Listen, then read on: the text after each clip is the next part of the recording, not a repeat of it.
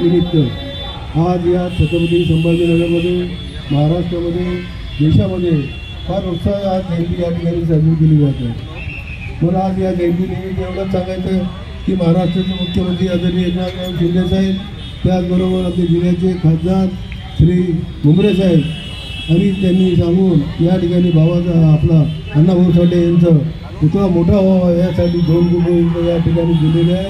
मी सर्वांना या ठिकाणी मनापासून डॉक्टर अण्णाभाऊ साठे यांच्या जयंतीनिमित्त आपल्या सर्वांना हार्दिक शुभेच्छा व्यक्त करतो। धन्यवाद।